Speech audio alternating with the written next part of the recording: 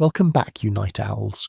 Tonight we're going to step into a life so alien, so utterly removed from your own, you'll barely recognise it as a human existence. We're travelling back in time, not to the throne room, but to the shadows behind it.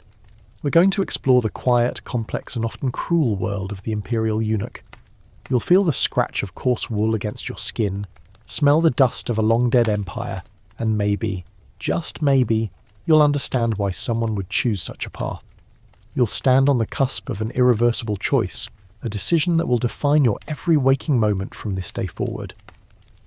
Let's be clear, this is a story you probably won't survive, not with your body and your spirit intact anyway.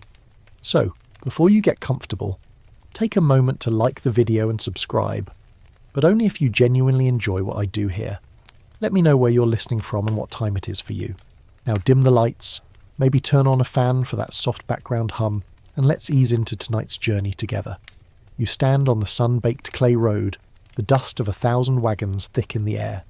The year, as far as you know it, is a number that means little to you. But the era is one of a great sprawling dynasty that controls everything for 1,000 li in every direction. The name of the emperor is whispered with a mix of reverence and terror. He is a god on earth, and you, a boy of maybe 12 years, are about to pledge your life to his service. This isn't a story of kings and conquests, it's a story of servitude and survival. You look over your shoulder at your father, a man whose face is a roadmap of hard work and poor harvests. He looks back with a grim sort of pride, his gaze a strange mix of hope and sorrow. He's doing this for you, he says, to save you from a life of starvation in the fields, and you are doing this for him, a sacrifice to lift your family from the brink. You are a commodity, a future security deposit. The air is thick with the buzzing of flies and the nervous chatter of other boys, all of you standing in a line that seems to stretch to the horizon. You're waiting your turn at a small unassuming building, the local magistrate's office. This is where it begins. This is where you sign away your future, where your name is written on a list that will change everything. A part of you is excited. The tales told in the village speak of eunuchs who grew rich, who held immense power, who were closer to the emperor than even his own sons. You've heard the whispers of gold and silk, of savoury meats and sweet rice cakes, of a life lived without the gnawing hunger that has been your constant companion. But another part of you, a small, quiet voice in the back of your mind, is terrified. You have heard the other stories too, the ones told in hushed tones around the fire, the tales of boys who didn't survive the procedure, the ones who bled out, who caught a fever and passed into the afterlife, their brief lives extinguished before they could even begin. Historians still argue whether the mortality rate was as high as folklore suggests, but in your time, the fear is real. You've heard the numbers, 1 in 3, maybe even 1 in 2. A brutal gamble with the highest of stakes.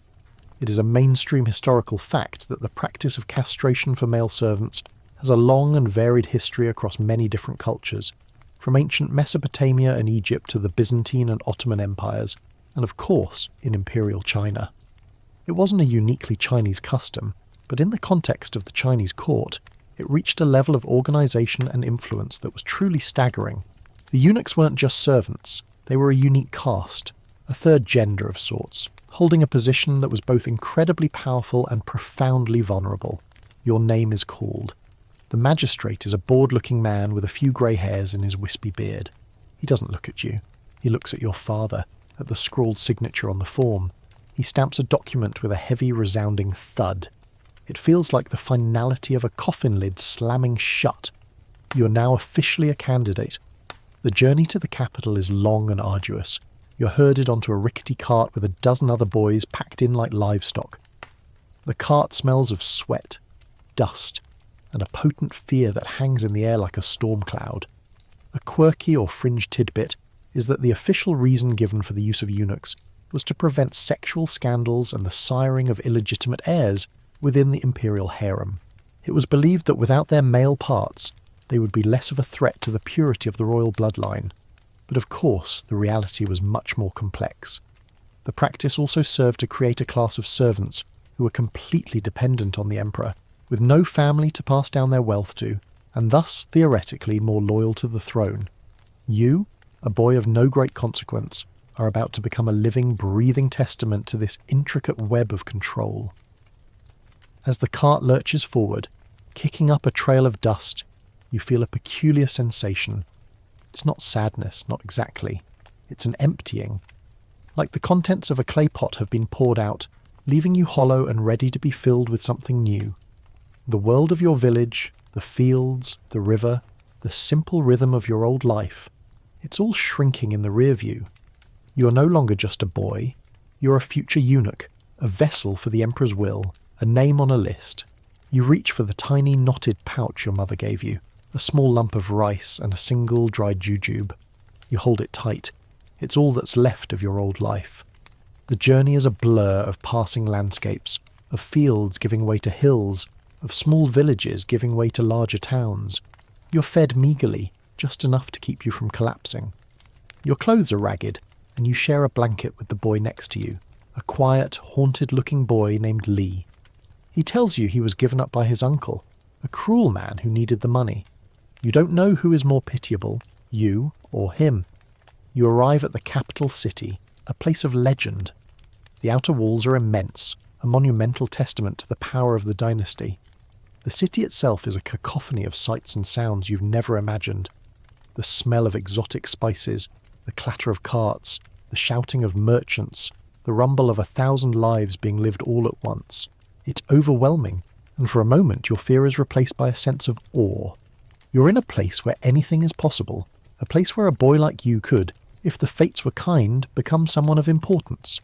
You feel a flicker of hope, a fragile, trembling little flame in the empty space that has become your chest. The cart lurches to a stop, and the heavy gates of a building are swung open. This isn't the palace yet. This is the place of the procedure, a euphemism that feels both clinical and terrifying. You're led inside, and the door slams shut behind you, cutting off the city's roar and leaving you in a sudden, unnerving silence. This is the first of many doors that will close behind you, each one sealing you further into a world from which there is no escape. The air smells of antiseptic herbs and something metallic. Your future is about to begin. You're led into a large, cold room, the floor slick with water and the air smelling faintly of medicinal herbs and metal. The others are quiet now, their bravado gone, replaced by a nervous energy that feels like a constant hum in the space. You're given a simple, rough-spun tunic and told to wait. You sit on a low wooden bench, your bare feet cold against the stone floor. It's here, in this sterile, pre-procedure hall, that you first begin to understand the sheer scale of the operation. This isn't some back-alley transaction. This is a factory, a finely tuned machine for producing a specific type of human product. The room fills and empties in a steady stream, a conveyor belt of boys arriving, waiting and disappearing behind a heavy curtain. You can hear nothing from behind it, which is both a comfort and a terror. The men in charge are not doctors. They are specialists, men with cold, practiced hands and eyes that show no emotion. They are the Daozi Jiang, the knife masters, a moniker that feels more like a threat than a title. One of them, a man with a long thin moustache, walks over to you. He looks at you not as a person, but as a piece of meat. He checks your hands for calluses, your legs for strength. He pokes and prods, a silent assessment of your potential to survive. A mainstream historical fact is that this procedure was often performed by trained but not necessarily medically educated specialists. These men often had a monopoly on the business and would pass their skills down through generations, treating the process as a trade rather than a medical operation.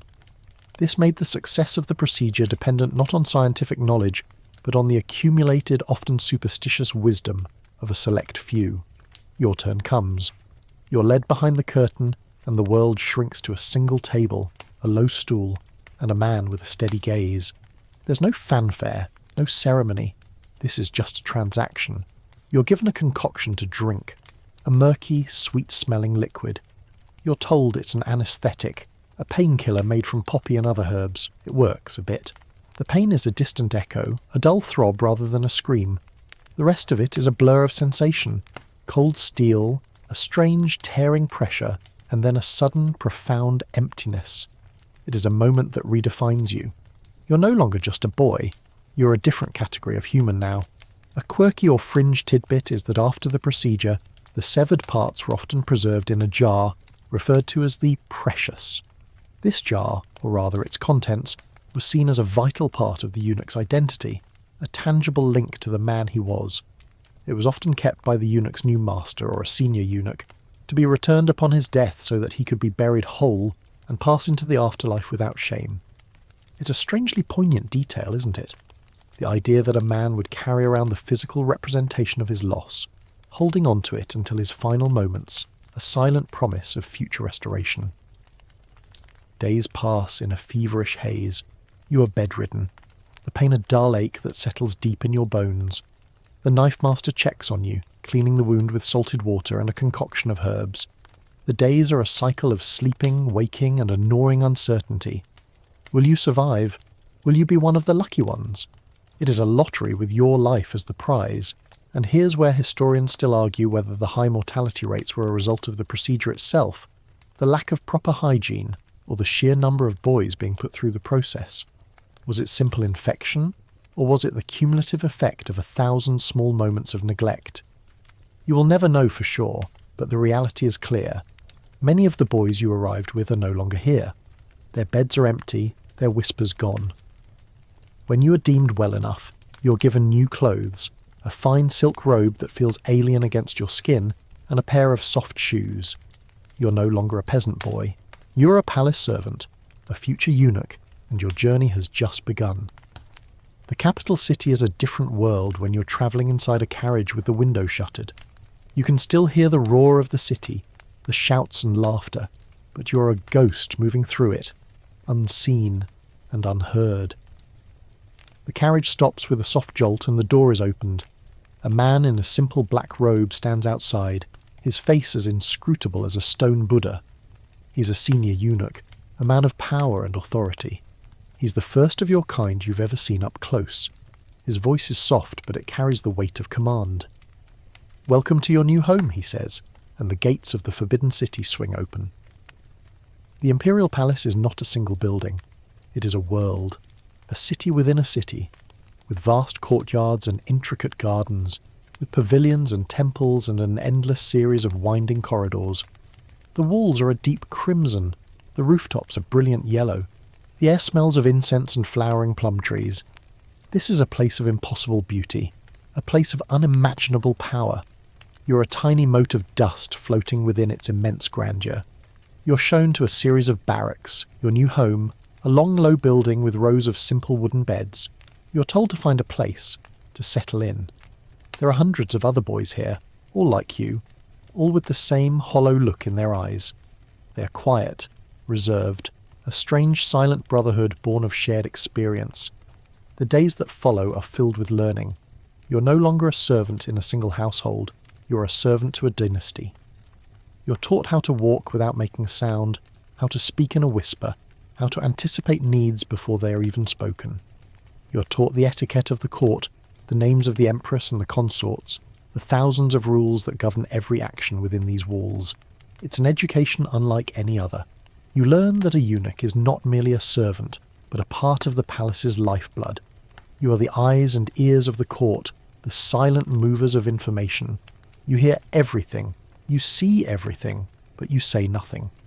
Your life is a delicate balancing act, a high-wire performance with your very existence hanging in the balance. The other boys in the barracks are from all over the empire, from distant provinces and small towns you've never heard of. You learn their stories, the reasons they were given up, some for money, some for a better life, and a few were simply kidnapped and sold. You find yourself drawn to one boy in particular, a boy named Jun. He is a few years older than you, and has a quiet, weary dignity about him. He tells you he was a scholar's son, his family disgraced and ruined by a political rival. He is here not for a better life, but for survival. He is a ghost of a life that could have been. You find a strange comfort in his sadness, a shared understanding that needs no words. You are both defined by loss. Remember that knotted pouch your mother gave you? You still have it. You keep it tucked into your robes, a small, hard lump against your skin, a reminder of the life you left behind, a reminder of the boy you used to be. The palace is beautiful, but its beauty is cold and unforgiving. It is a cage of gold and jade, and you have just stepped inside, the gates swinging shut behind you with a soundless finality. The The training regimen for a new eunuch is not about memorizing facts or learning a trade. It's about unlearning your old life. The farm boy who walked with heavy plodding steps must learn to glide silently. The boy who spoke with a blunt, honest tongue must learn the art of a whispered suggestion. Your new life is a performance, and you are learning your part. The days are long, beginning before dawn and ending long after dusk. You're not a person with needs. You are a tool to be honed. You're first taught the basics of household management, but on an impossible scale. The palace is a city of 1,000 rooms, and each one must be cared for, from the emperor's grand throne room to the smallest servants' quarters. You learn how to clean, how to polish jade, how to sweep dust from corners that have not seen the light of day in years. You're taught the etiquette of serving tea, a ritual so complex it feels like a religious ceremony. The angle of the cup, the temperature of the water, the precise moment to pour. Everything is a test of your attention to detail. Your master is a senior eunuch, a man named Zhao, whose face is a web of wrinkles and whose eyes seem to hold 1,000 years of secrets. He carries a small, smooth stone in his hand, and when he's displeased he will rub it, a low grinding sound that feels like a threat. He teaches you that the most important skill for a eunuch is not strength or intelligence, but silence. A eunuch's greatest weapon is his tongue, he says, his voice a dry rustle. And the most powerful tongue is one that never speaks. This is a mainstream historical fact, that the training of eunuchs was a rigorous and lengthy process, often beginning in childhood. It wasn't just about physical labour, it was about indoctrination and social conditioning, moulding these boys into the perfect servants, loyal, discreet, and utterly without family ties that could compete with their devotion to the emperor. You learn the palace layout by heart, a mental map of thousands of twisting corridors and hidden courtyards. You are tested on it daily. Zhao will give you a list of rooms, the Empress Dowager's private garden, the Prince Consort's calligraphy studio, the Hall of Benevolence and Peace, and you must recite the most direct route to each without a moment's hesitation. You are taught to walk with your head bowed, your eyes fixed on the ground so as not to meet the gaze of a royal family member. It is a sign of respect, but also a clever way to keep you from seeing too much. A eunuch is to be seen as a shadow, a ghost that performs its duties without being noticed. The other boys in your training group are your competition, but also your strange, silent comrades. There is Jun, the scholar's son, who seems to find a grim satisfaction in the repetitive tasks. There is a boy named Meng, who is always a step behind, his mind still in the fields he left behind. You see him staring out the window, his eyes filled with a distant ache, and you know he is thinking of a life that is no longer his. The training is as much psychological as it is physical. You are taught that your old life is gone, that your family is a distant memory, and that your loyalty now belongs to one man and one man alone, the Son of Heaven. A quirky or fringe tidbit is that senior eunuchs would often adopt younger ones, creating a kind of pseudo-family within the palace walls. These relationships were called master-apprentice relationships, but they were more like a father-son dynamic. The older eunuch would mentor the younger, teach him the secret ropes of palace life, and in return the younger eunuch would serve his master with unwavering loyalty. This created a complex web of loyalties that often superseded official ranks and formed the true power structure of the palace. It was a way of creating kinship in a place where traditional family ties were explicitly forbidden. You see this in the way the older eunuchs protect and guide their sons, offering advice, and sometimes a small bit of comfort. You spend your afternoons in the kitchens, learning the impossibly intricate art of royal cuisine. The emperor's meals are not just food, they are works of art, each dish a symphony of flavour and texture. You learn how to slice radishes into paper-thin flower petals, how to steam dumplings so delicate they are almost transparent, and how to tell the difference between a dozen different types of rice. The chefs are a different kind of master, their faces scarred from a lifetime of standing over hot woks. They are a different kind of brutal, their anger a fiery tempest that feels more honest than the quiet, cold control of the senior eunuchs. In the evenings, you're taught how to read and write. This is a privilege not afforded to many commoners, and it is a powerful tool. A eunuch who can read and write can carry secret messages, keep accounts, and most importantly record history. Zhao tells you that the palace archives are the memory of the empire, and you, as a eunuch, are to become a part of that memory. He pushes a brush into your hand, its soft hairs feeling foreign against your calloused skin. Your first lesson is to write your own name, and for a moment you hesitate. What is your name now? Are you the boy you were, or are you something new? You write the characters slowly, your hand trembling. This is a point where historians still argue whether the high literacy rates among eunuchs were a deliberate part of a social engineering plan by the emperors or an unintended consequence of their unique position. Did the emperors want a class of educated servants to handle complex administrative tasks? Or did the eunuchs seize the opportunity to educate themselves and thus gain more power? The answer is likely both, a constant push-pull between the emperor's need for control and the eunuch's desire for influence. You are a part of this debate, a young boy with a brush in his hand, a small piece of a much larger puzzle. The training is relentless, a continuous grind that wears down your body and tests your spirit. But in the quiet moments, late at night when the barracks are still, you can hear the soft rhythmic sound of a dozen boys, all of them a different age, all of them with a different story, all of them breathing in unison. You're a family now, a brotherhood forged in shared hardship. You're all an odd, broken-in yet functional machine, each a part of a larger whole.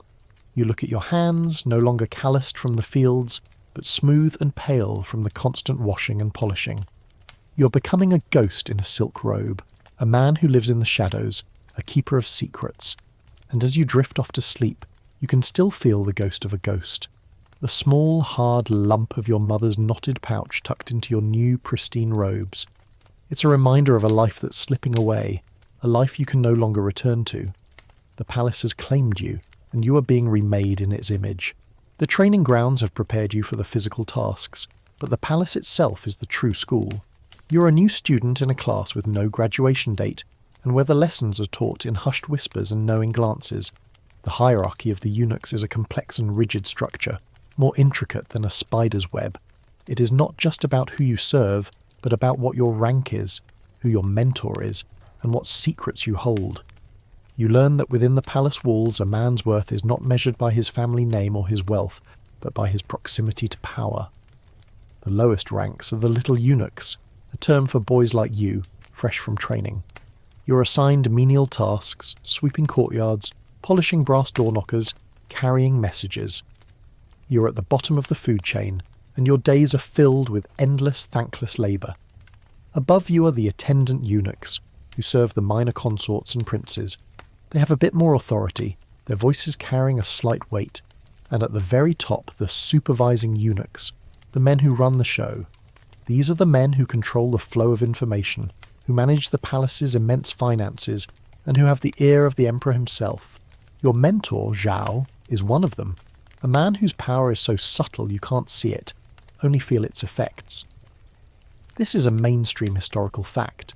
The eunuch hierarchy was a highly structured and codified system, with distinct ranks and titles that granted varying degrees of power and influence. It was a formal system of organisation that allowed the emperor to manage the thousands of eunuchs in his service, and prevented them from becoming a single unified political bloc. However, as you'll discover, the formal structure was often just a facade. The real power lay in an informal network of relationships, favours and secrets. A quiet whisper from a low-ranking eunuch to the right person could move mountains. Your days are a study in observation. You learn to read faces, to understand a gesture's meaning, and to listen to what is not being said. You see the bitter rivalry between two consorts, their smiles a thin veneer over a seething hatred. You see the prince, a young boy with a nervous tic, who avoids his father's gaze, and you understand that fear is a language spoken at every level of the palace. You learn that the real currency here isn't gold or silk, it's information. A piece of gossip about a concubine's late-night visitor, a detail about a minister's bribe, a rumour about a general's disloyalty. This is the stuff that gets you noticed, that buys you favours, that helps you rise. A quirky or fringe tidbit is the concept of eunuch schools. While the term isn't a formal one, it perfectly describes the informal apprenticeship system. The senior eunuchs would take on a few disciples or adopted sons, teaching them not just the official duties, but the unwritten rules of the palace. They would impart wisdom on how to survive, how to curry favour, and how to spot a lie. It was in these secret, informal lessons that the true power of the Eunuch network was born. These were not just masters and students, but conspirators and allies, bound together by a shared identity and a need for mutual protection. This is the world you're stepping into, a world of whispered secrets and subtle betrayals. You witness a demonstration of this power one afternoon. You're sweeping a courtyard when a young attendant eunuch runs past, his face pale with fear. He stumbles and a small ivory box falls from his sleeve, its contents spilling onto the ground. It's a small pouch of exotic spices, a gift from a visiting dignitary to a royal consort. Another older eunuch, a man with a sneer, sees it and kicks the pouch, the spices scattering into the dirt. "Careless fool," he hisses. "That was a gift for the Lady Ling. Do you want to be thrown into the cudgel room?" The cudgel room, a place of unspeakable punishment, is a myth to you, a boogeyman story told to keep you in line. But the fear in the young eunuch's eyes is real. Just then, your master, Zhao, walks by, his face impassive. He stops, looks at the scattered spices, then at the older eunuch. He says nothing, just a slight shake of his head. The older eunuch's sneer melts away, replaced by a nervous, twitching smile. He drops to his knees and begins to frantically scoop the spices back into the pouch. Zhao walks on, his power a silent force that has just corrected a wrong without a single word being spoken. You learn that power is not about making noise. It's about making things happen with quiet authority. This is where historians still argue whether the eunuch's political influence was a result of their unique position, or a reflection of the court's internal instability. Did they step into a power vacuum, or did they actively create and exploit those vacuums for their own gain? The answer is probably a bit of both.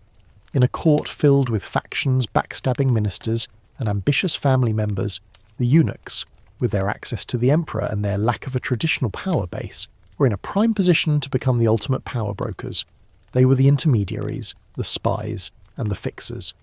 You begin to notice the unspoken rules, the subtle signals. A change in a consort's hairstyle might mean a new alliance.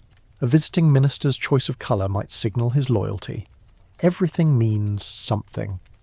You learn that your job is not just to serve, but to observe, to watch, to listen, and to remember. You are a walking repository of secrets. You learn which eunuchs serve which consorts, which ones are favoured by the prince, and which ones are in disgrace. You see a senior eunuch, a man named Li, walk with a quiet confidence that belies his unassuming stature. You learn that he has the trust of the Empress Dowager, a woman whose power rivals that of the Emperor himself. You learn that Li's power isn't just about his rank, it's about his relationship with her, a bond forged over decades of loyal service. The palace is not a home, it is a chessboard. Every person is a piece, and every move is a calculated risk. You are a pawn at the moment, a piece that can be sacrificed without a second thought. But you learn that a pawn, if it survives, can eventually become a queen. You begin to understand that survival here isn't just about hard work, it's about playing the game. It's about finding the right people to be loyal to, making the right alliances, and knowing when to keep your mouth shut. The palace has stripped you of your old identity, of your family name, of your gender. But it has also given you a new one, a ghost in a silk robe, a player in the deadliest game in the world. You've seen how dangerous this world is, how a simple mistake can lead to a brutal end. And you know, with a chilling certainty, that this is just the beginning. The palace is a place of immense beauty and crushing loneliness. You live and work surrounded by thousands of people, yet you are utterly alone. Your family is a distant memory, a warmth you can no longer feel. The only people who understand this feeling are the other boys, the other eunuchs. You find a strange sort of comfort in their company, a silent, unspoken understanding born of shared trauma. The barracks you live in are Spartan, rows of simple wooden beds with thin mats, a small chest at the foot of each for your few possessions. It's not a home, but it is a place where you can be among your own. You spend your free moments in the barracks or in a secluded corner of the vast palace grounds with Jun and Ming. You're an unlikely trio. Jun, the scholar's son, still carries the weight of a ruined family. He speaks in a quiet, measured way, his mind full of books and poems that mean nothing in this world. Ming, the farm boy, is still restless, his eyes constantly scanning the horizon as if he expects to see his old life reappear. And you, You are the middle ground, the quiet observer, the one who tries to make sense of this new reality. You trade stories in whispers, tales of the lives you left behind, each one a phantom limb. You talk about the taste of your mother's stew, the feel of mud between your toes, the simple pleasure of a day without rules. A mainstream historical fact is that the eunuchs, despite their vast numbers and the strict hierarchy, formed tight-knit social groups. They would often create a sort of ersatz family, taking on godsons or brothers who they would protect and mentor. This was a crucial support system in a world where a wrong word could end your life. These bonds were often stronger than blood, a pact forged in the fire of shared experience. These relationships were not just for comfort, they were for survival. Your small group, your quiet brotherhood, is your lifeline in this cold, heartless place. The days begin to bleed into one another, a blur of work and silence. You become an expert at the repetitive tasks, carrying water from the wells, polishing bronze statues until they gleam, and sweeping the vast courtyards clean of every single fallen leaf.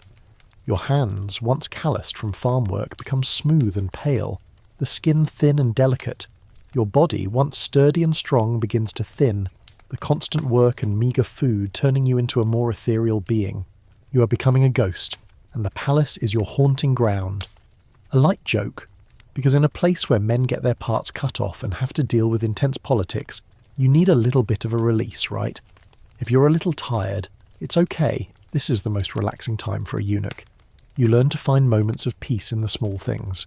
The way the sunlight hits the jade courtyard stones in the morning, the soft scent of plum blossoms in the spring, the quiet lull of a distant stream. These small moments are your sanity. You and June find a secluded spot, a forgotten garden behind the Emperor's private library. It is here that you find an unexpected friend, a small white cat with a black spot on its nose. It is wild and skittish at first, but with a bit of patience and a few stolen scraps of fish you earn its trust. This cat becomes your quiet companion, a secret that is just yours. It curls up in your lap, its soft purring a balm for your bruised spirit.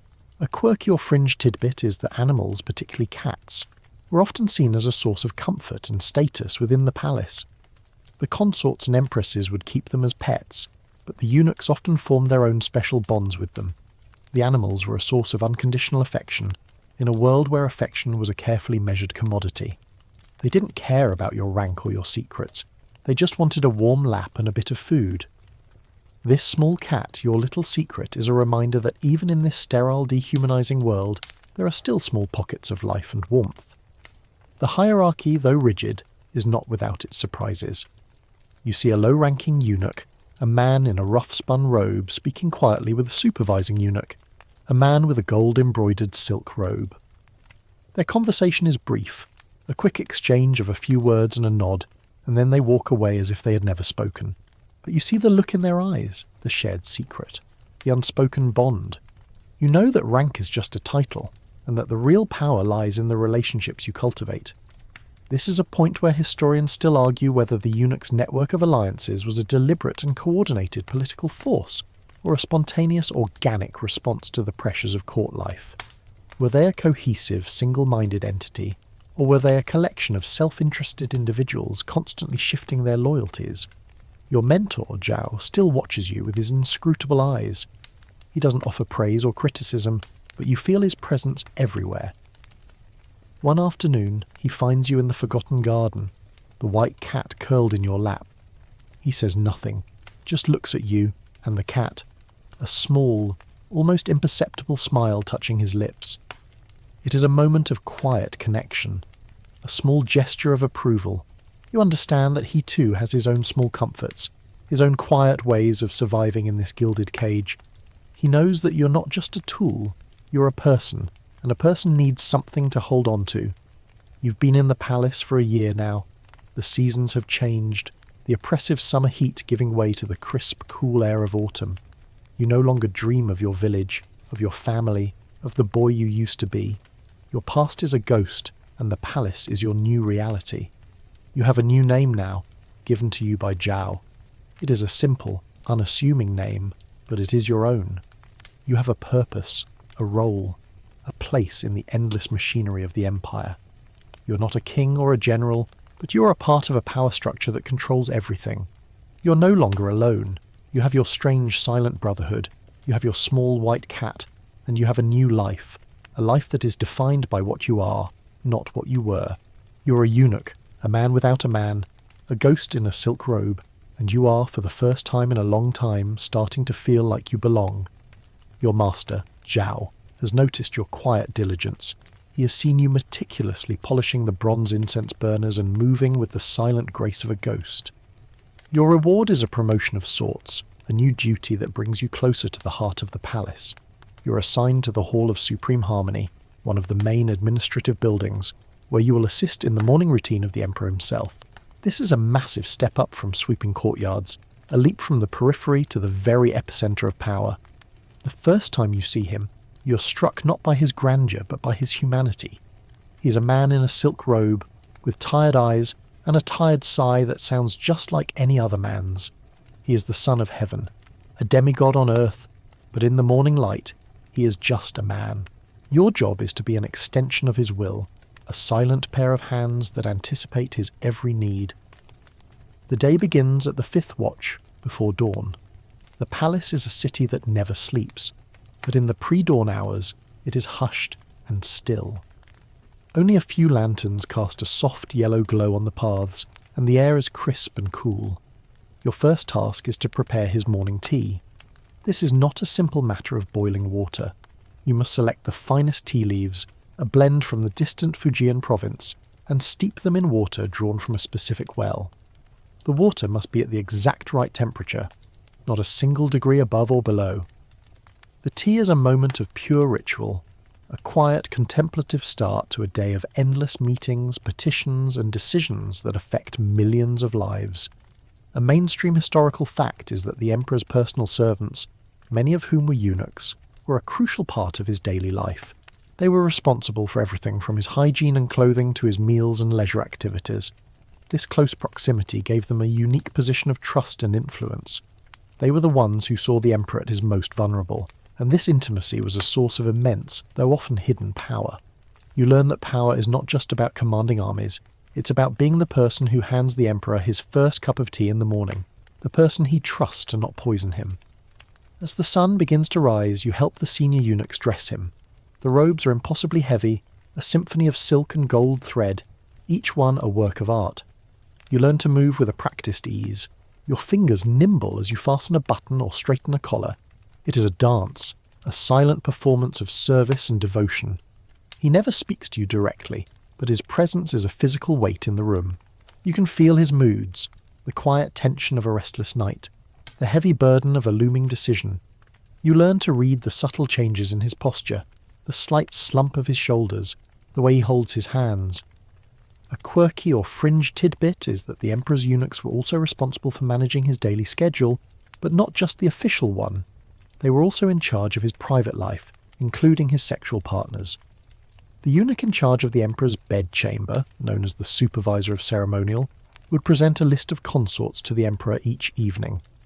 If he chose one, the eunuch would then be responsible for carrying the consort, wrapped in a blanket, to the Emperor's bed. It was a strange and delicate dance, a surreal spectacle that underscored the eunuch's total control over the Emperor's most intimate moments. It's a job you hope you never get. A little bit of laughter to break the tension of the scene, because it's a truly absurd and yet somehow profoundly sad task. The morning routine is a well-oiled machine, each eunuch performing their task with practiced precision. You stand in the shadows, a ghost in the background, a silent witness to a moment of sacred ritual. After the tea and the robes come the petitions. Ministers and generals and governors, all of them men of immense power in their own right, wait outside, their faces a mixture of deference and ambition. The Emperor meets them, and you listen from a distance, your ears a finely tuned instrument. You hear the whispers of a rebellion in a distant province, the subtle pleas for more funds, the thinly veiled insults between rival ministers. You learn that the Emperor is at the centre of a storm, and his eunuchs are the eyes and ears that help him navigate it. This is a point where historians still argue whether the Emperor's reliance on his eunuchs for information was a sign of his strength or his weakness. Did he trust them more than his own ministers, or was he so isolated that the eunuchs were his only source of reliable information? The answer is likely both. The eunuchs, with no family to betray him, and a deep-seated loyalty born of their shared existence, were, in many ways, the perfect spies. But their growing influence also meant that the emperor was often cut off from the outside world. His view of his own empire filtered through a eunuch's perspective. You, a young boy with no past and a very uncertain future, are a part of this complex and dangerous system. After the official morning rituals are complete, you assist in preparing his breakfast. The food is a feast, a multi-course meal of unimaginable richness. But the emperor eats little, a single bowl of rice porridge and a few slices of cured meat. He's a man who has everything, but finds little pleasure in it. You see the quiet sadness in his eyes, the weight of 1,000 expectations. You remember the simple bowl of rice you had in your village, the joy of a single jujube. You wonder if he would trade his life for yours, just for a moment, to feel the simple pleasure of a meal eaten without ceremony. Your master Zhao gives you a small nod of approval. You have performed your duties without error. You're learning to move in this new world, to exist in the shadow of giants. You're no longer just a boy. You're a eunuch of the inner court, a witness to history in the making. And as the emperor leaves the hall to attend to the endless affairs of state, you are left to clean up the remnants of his meal, a small ghost in an empty gilded room. You are not a part of his life, but his life is now a part of yours. You have been brought closer to the heart of the machine, and you are beginning to understand how it works. The endless rhythm of the palace is broken by small, precious moments of leisure. For a eunuch, these moments are not just a luxury. They are a necessity, a way to reclaim a small sliver of humanity in a world designed to strip it away. Your days are still long and filled with work, but now that you're an attendant in the emperor's court, your schedule is slightly more flexible, and you find that you have a little time to yourself. You use this time wisely, seeking out the forgotten corners of the palace and the quiet company of the few friends you have. You, Jun, and Meng find a small secluded courtyard with a pond filled with golden fish. It's a place no one seems to frequent, a quiet oasis in the heart of a bustling city of people. This is your sanctuary. Here, you talk not about palace politics or your daily duties, but about the world outside. You talk about the taste of wild berries, the feeling of rain on your skin, and the simple joy of a day spent doing nothing. These conversations are a lifeline, a way to remember that you were once a person before you became a eunuch. A mainstream historical fact is that eunuchs were not simply servants. They were also patrons of the arts and culture. They would often gather in their free time to play music, write poetry, or engage in scholarly debates. They created their own subculture within the palace, a hidden world of art and literature that was a refuge from the brutal realities of their lives. Your conversations with Jun are the most meaningful. He's a scholar at heart, and he teaches you to read and write more fluently. He shows you how to hold the brush with a light, steady hand, how to mix the ink to the perfect shade of black, and how to form the characters with grace and precision. He teaches you to find beauty in the words, to see the world not just as a place of pain, but as a place of poetry. You discover a talent for calligraphy, and your hands, once so clumsy, now create elegant lines on the rice paper. It's a skill that will serve you well in the future. You might even laugh a little, in a dry, sarcastic way, about how this useless skill might one day save your life. Who knew that perfect handwriting could be more valuable than a sword? A quirky or fringe tidbit is that eunuchs often organised elaborate tea ceremonies and theatrical performances for their own entertainment. These events were a way of creating a sense of community and social standing within their own ranks. The performances were not just for fun. They were a way of subtly mocking the very court they served. The plays would often feature characters who were thinly veiled caricatures of the emperor or his ministers, and the audience would share a laugh, a moment of shared rebellion. You and your friends dream of one day attending one of these secret performances, of being a part of this hidden world. You also discover the world of palace gardening. You find a senior eunuch, an old man named Hu, who's in charge of the emperor's private garden. He's a quiet, gentle man with gnarled hands and a deep love for his plants. He sees you watching him and, in a rare moment of kindness, invites you to help him. He teaches you how to care for the intricate bonsai trees, each one a miniature work of art. You learn how to prune the branches, how to feed the roots, and how to coax a tiny, perfect blossom out of a twisted branch. He tells you that a bonsai is like a eunuch. It is shaped and controlled, its natural growth curtailed, but in its own way, it is a thing of great beauty and resilience. This is a point where historians still argue whether the eunuch's pursuit of art and culture was a genuine form of self-expression, or a calculated strategy to gain favour with the royal family. Did they genuinely love poetry and painting, or did they simply use these skills as a way to climb the social ladder? The truth, as you are learning, is often a mix of both. Your love for calligraphy and June's love for poetry are genuine, but you also know that these skills are a tool, a way to distinguish yourself from the thousands of other eunuchs who sweep floors and carry messages. Your friendship with Jun and Ming deepens. You are each other's solace, a small fragile family in a world that has no use for families. You share stories, jokes and secrets that no one else would ever understand. One evening, as the moon hangs like a pale lantern in the sky, Ming, who is usually so quiet, tells you about a dream he had. He was back in his village, and he was a boy again, playing by the river. He says the dream was so vivid, he could feel the cold water on his feet. He starts to cry, and you and June just sit with him, your silence a shared comfort. There is no need for words. You all know that the past is a phantom limb, an ache you will carry with you for the rest of your lives. Your master, Zhao, still watches you. He sees you with your friends, your quiet moments of peace, your shared laughter. He knows that these friendships are both a strength and a potential weakness. A eunuch with no attachments is a loyal eunuch. A eunuch with friends has something to lose. But he also knows that a eunuch without some form of connection is a broken man, a useless tool. He understands that a eunuch must be remade, but he cannot be destroyed. He lets you have your small moments of peace, your quiet friendships, and he sees that you're becoming not just a eunuch, but a man of character, a man with a heart. And a man with a heart, though a potential liability, is also capable of a deeper loyalty, a more profound devotion. You have found a small piece of home in the heart of the palace, and it is a piece you will guard fiercely, a precious secret in a world of silent betrayals. Your place in the imperial court is no longer defined by your duties alone. It is also defined by what you hear. As an attendant to the emperor, you are privy to information that others would give their lives for. You are a ghost, a shadow, a silent listener in a world of whispers and secrets. The Hall of Supreme Harmony, where you spend your mornings, is a central nexus of power. Ministers and generals come and go, their faces betraying their true intentions. You learn to read their body language, to hear the subtext in their carefully chosen words. A mainstream historical fact is that eunuchs were often used as spies by the emperor. They were trusted precisely because they had no external family ties, and were completely dependent on the ruler for their power and survival. This made them ideal agents for monitoring the court and reporting on the activities of powerful ministers and generals. The eunuch's loyalty, forged in their unique circumstances, was often more reliable than that of the powerful noble families who had their own ambitions. You, with your quiet demeanour and silent hands, are now a part of this network of information and intelligence. You begin to notice a pattern.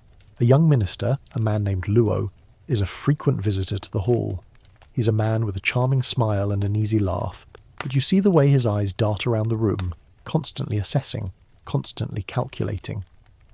You also notice that he speaks in a veiled language, his petitions to the emperor laced with subtle criticisms of a rival minister, a man named General Chen, a gruff, honest soldier.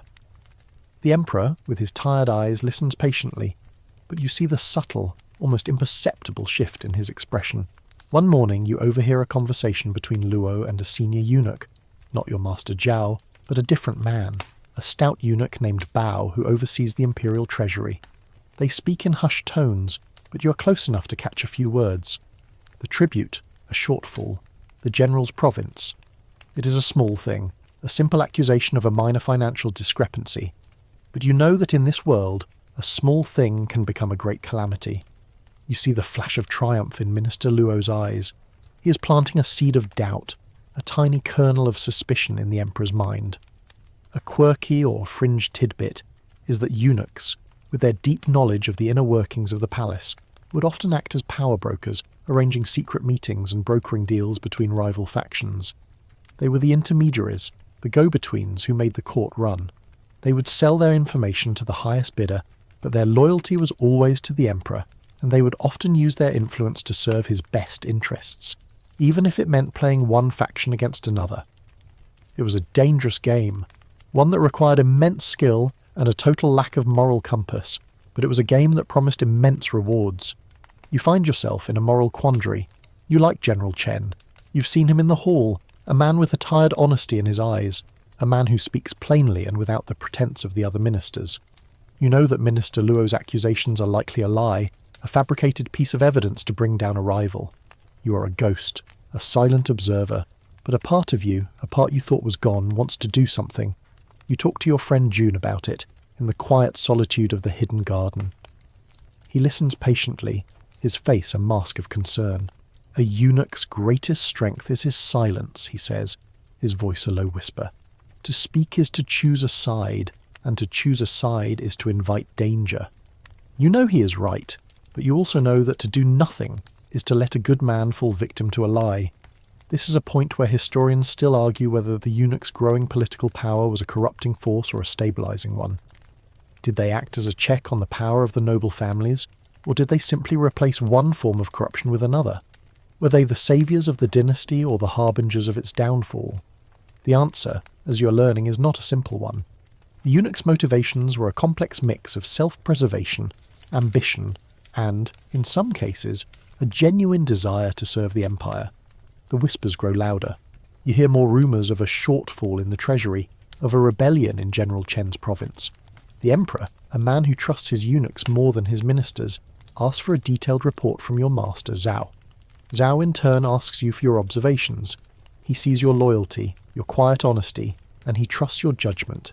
He asks you, "What do you see, little ghost?" You have a choice to make. You can remain silent as you were taught and let the truth be lost in a web of lies, or you can speak and in doing so risk everything.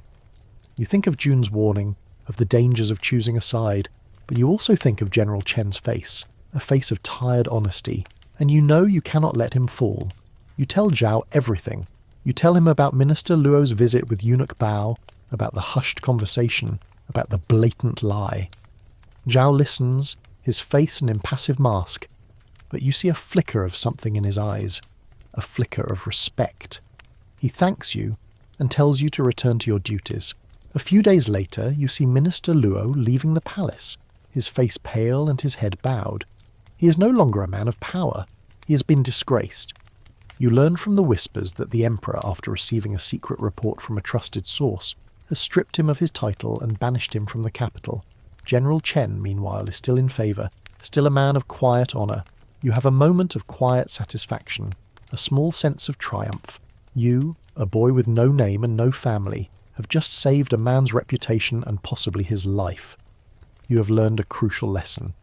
That power is not about shouting the loudest. It's about whispering in the right ear at the right time. You're no longer just a ghost. You're a ghost with a voice, a shadow that can change the course of history. Your life as a eunuch is one of profound isolation.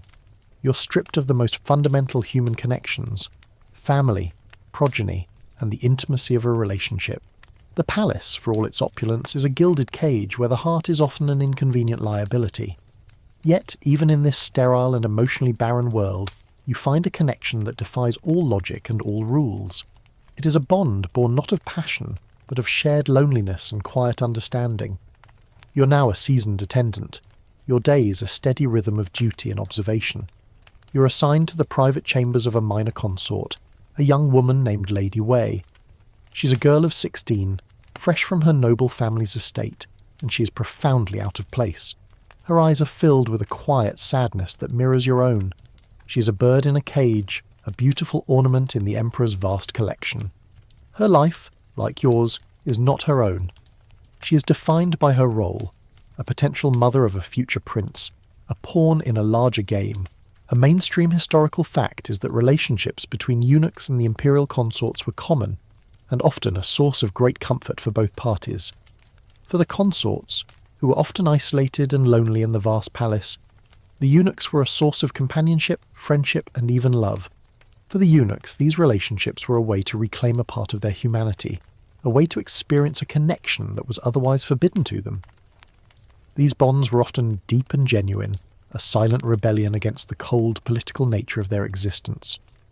Your duty is to attend to her needs, to bring her meals, to arrange her robes, to keep her chambers clean.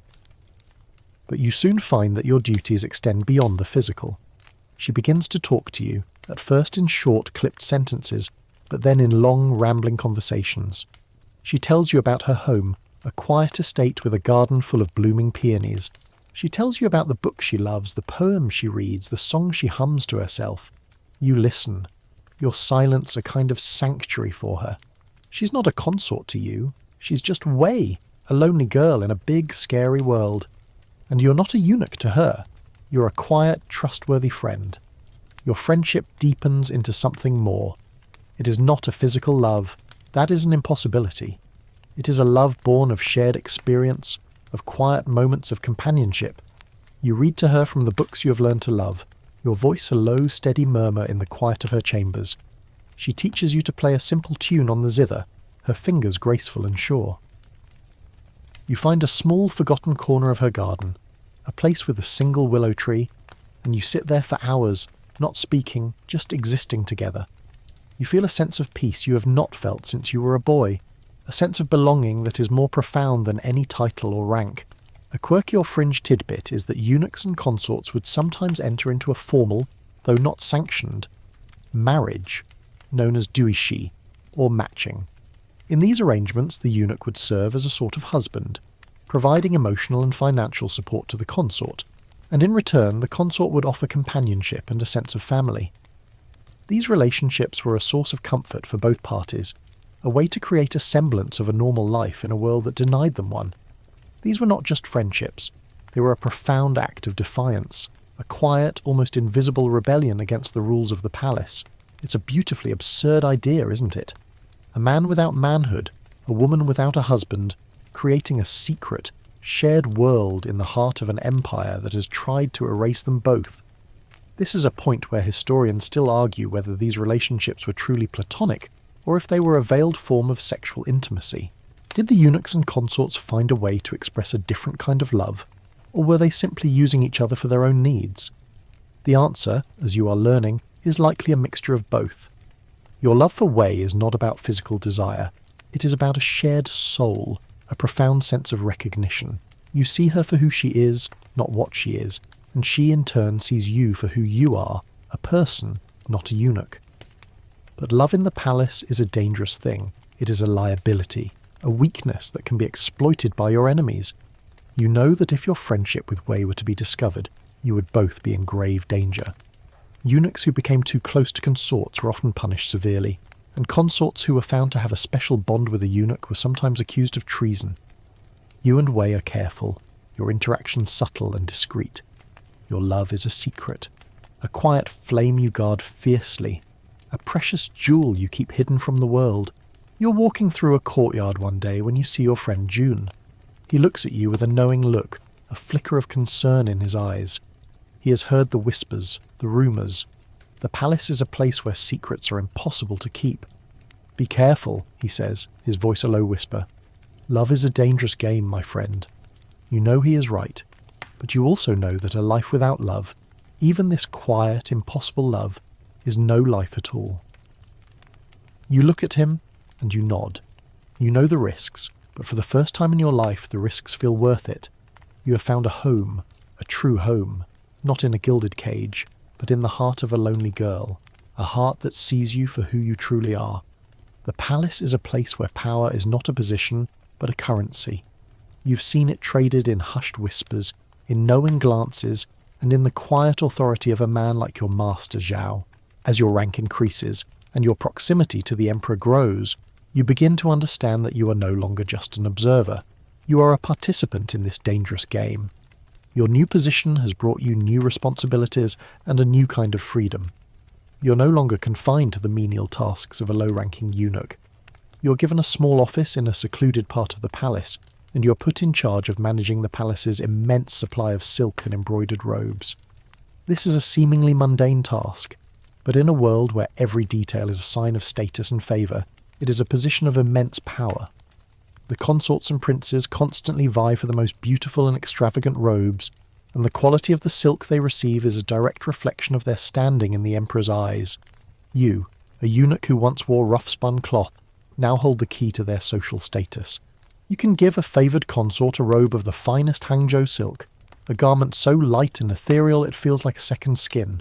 Or you can give a disgraced prince a robe of coarse, scratchy material, a silent insult that will be noticed by everyone. This is a mainstream historical fact. Eunuchs were often put in charge of the palace's finances and supplies, and this control over material resources gave them immense, often unchecked, power. They could enrich themselves by siphoning off a portion of the supplies, or use their control as a tool of political influence. You learn that wealth is not just about gold and silver, it's about access. It is about a secret letter from a governor in a distant province, a bribe in the form of a rare jade carving, a gift of exotic herbs from a foreign dignitary. These gifts, these small, seemingly insignificant tokens, are a part of a larger system of favours and alliances. You're no longer just a servant, you are a node in a vast silent network of influence. You are a ghost, but you are a ghost who can open doors and close them, who can make a man rich or ruin him with a single subtle act. A quirky or fringe tidbit is that senior eunuchs would often run their own private businesses outside of the palace, using their connections to the imperial court to gain a monopoly on certain goods or services. They would sell luxury items from the palace stores on the black market or act as intermediaries for merchants who wanted access to the emperor's court. This parallel economy was a source of immense wealth for the eunuchs, and it was a way for them to build a fortune that could sustain them even after they left the palace. You're learning to play this game, to use your position to your advantage. You arrange for a special delivery of rare tea leaves to a minister who's been particularly kind to you, and in return you receive a beautiful scroll of calligraphy, a piece of art that is worth more than its weight in gold. It's a quiet exchange, a transaction that is invisible to the outside world but a powerful symbol of your growing influence. This is a point where historians still argue whether the eunuch's accumulation of wealth and power was a symptom of the dynasty's decline or a cause of it. Did they become powerful because the emperors were weak and ineffective, or did their power corrupt the court and lead to the dynasty's eventual downfall? The answer, as you are learning, is a complex one. The eunuch's power was a reflection of the emperor's trust, but that trust was a double-edged sword. It allowed the eunuchs to bypass the normal channels of power and create their own hidden hierarchy. This created a court that was not just corrupt, but also deeply divided, a place where a man's loyalty was often to his patron, not to the emperor. You have a brief moment of reflection. You remember the boy you were, a boy with calloused hands and an empty stomach. You remember the journey in the dusty cart, the taste of fear in the air. You remember the moment of the procedure, the profound sense of emptiness. Now you stand in a room filled with silks and brocades, a man with power and wealth, a ghost in a silk robe. You look at your hands, no longer calloused but smooth and pale, and you wonder what the cost of this life has been. You've gained so much, but what have you lost? You see your friend June, and you sense a quiet unease in him. He has not risen as quickly as you have. He's still a man of books and poetry, and the world of palace politics is a foreign land to him. He's worried about you, about the man you're becoming. "Power is a poison, my friend," he says to you one evening, his voice a low whisper. "It can consume you and you won't even know it." You nod, but you're not convinced. You have lived in the shadows for so long. For the first time, you're in the light. For the first time, you feel a sense of control over your own destiny. You're not a pawn, you're a player. You're a eunuch, but you're not just a eunuch. You're a man with influence, a man with wealth, a man who can change things. And in this dangerous world, that is the greatest power of all. Your rise in the palace is swift and sure. You're no longer a boy sweeping floors. You're a man of influence, a ghost with a name. Your robes are of the finest silk, your shoes are made of soft, supple leather, and your meals are a feast of delicacies you once only dreamed of. You have your own small private courtyard, a place with a miniature garden and a single ancient plum tree. The white cat, your secret companion, has followed you, and it now lives in this courtyard, a small purring sentinel.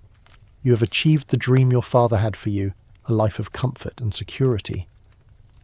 But you are learning that a life of luxury can also be a life of profound sadness. A mainstream historical fact is that many high-ranking eunuchs, lived lives of unimaginable luxury.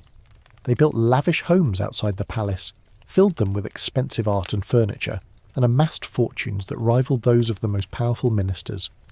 They were a powerful and wealthy class, a visible testament to the opportunities that existed within the eunuch system. You, with your fine silk robes and your private courtyard, are a part of this elite group. You have everything a man could want, but you are a man who has lost the most fundamental part of his being. You have a staff of your own now, a handful of younger eunuchs who attend to your every need. They are quiet and deferential, and you see a reflection of yourself in their nervous, eager faces. You are kind to them, remembering the cold indifference of your own early days. You give them a little more food, a little more time off, a little more freedom than you had. You see their gratitude, and it gives you a small, hollow sense of satisfaction. You are a master now, a man with power over others, but your wealth and power do not fill the emptiness inside you. In the quiet of your courtyard, with only the plum tree and the cat for company, you feel a profound sense of loneliness. You have friends, yes, Jun and Ming are still your confidants, but you cannot share the deepest part of your sorrow with them. You are a man who is not a man, a being who exists in a space between genders, a person who has no place to call home, not truly. You are a ghost, and the palace is your haunting ground. But it is also a place that has stolen your soul. A quirky or fringe tidbit is that many eunuchs, despite their vast wealth, were profoundly superstitious. They would often spend a fortune on priests and healers, seeking a cure for their affliction, or a way to ensure that they would be reborn whole in the next life. They would commission elaborate ceremonies and offer immense bribes to the gods, a desperate attempt to reclaim a sense of wholeness that was forever lost to them. You see a senior eunuch, a man with more wealth and power than you can imagine, paying a fortune to a charlatan who promises to restore his manhood through a series of potions and spells. It is a pathetic and heart-wrenching sight. A man with everything in the world, desperate to get back the one thing he can never have. This is a point where historians still argue whether the eunuchs' elaborate rituals and their frantic pursuit of a cure were a form of psychological coping or a cynical ploy to extort more money from the emperor. Did they genuinely believe they could be made whole, or were they simply using their position to exploit the desperation of others? The answer, as you are learning, is a complex one. For you, the sadness is real, a quiet ache that sits deep in your bones. It is the price you pay for this life of luxury, a constant, gnawing reminder of what you have lost. You spend a quiet evening in your courtyard, the moon a pale lantern in the night sky. The plum tree is in blossom, its delicate white flowers a beautiful ghostly sight. You think of your family, of your village, of the boy you used to be. You remember the feeling of your mother's hand on your head, the sound of your father's tired, kind voice. It is a memory that is growing dimmer with each passing day, a photograph that is fading in the sun. You have a new life, a new identity, but you are still that same boy, a boy who is just a little sad and a little lost. You remember the knotted pouch your mother gave you, the one with the dry jujube. You still have it. It is tucked into a secret pocket in your silk robes, a small, hard lump against your skin. It is a reminder of the life you left behind, a life of poverty and hardship, but also a life of simple joys and human connection. You have traded that life for this world of luxury and power and profound loneliness. And as you sit there, in your beautiful courtyard, a man with everything and nothing, you know that you would give it all up, every bit of it, for just one day back in your village, for just one moment of being whole again. But you know that is an impossibility. Your journey is a one-way path, and there is no going back. You have made your choices, and now you must live with the consequences, a ghost in a silk robe, haunted by the memory of a life that is no longer yours. Your life as a powerful eunuch has brought you to the inner sanctums of the palace, a world within a world where the rules are different and the stakes are impossibly high. You're no longer just an attendant to the emperor, you're a key player in the intricate social dance of the women's quarters. Your new assignment is to oversee the staff of the imperial harem, a world populated by hundreds of concubines, consorts, and empresses, all of them vying for the attention of a single man. This is a mainstream historical fact. The eunuchs were the sole intermediaries between the emperor and the women of his harem. They were responsible for every aspect of the consorts' lives, from their daily routines and meals to their appointments with the emperor. This gave the eunuchs immense power over the consorts, and by extension, over the future of the dynasty itself. A eunuch could promote a consort's cause, whispering a word in the emperor's ear about her virtue and beauty, or he could quietly ruin her, ensuring that her name never appeared on the list of women who would visit the emperor's bedchamber. Your first duty is to manage the daily schedule of the consorts. Each morning, you and your fellow supervising eunuchs receive a list of the consorts who are to be presented to the emperor. The list is prepared by the Empress Dowager, a woman of immense power and authority. But it is you and your staff who carry out her wishes. You learn to read the subtle signals, to understand which consorts are in favour and which are in disgrace. A woman who receives a visit from the emperor is a woman who is for a moment the most powerful person in the palace. A woman who's ignored is a ghost, a beautiful ornament who will slowly fade into obscurity. You're surprised to see Lady Wei's name on the list. She's a minor consort, a girl with no powerful family backing, and yet her name appears with a quiet regularity. You know that this is not a coincidence.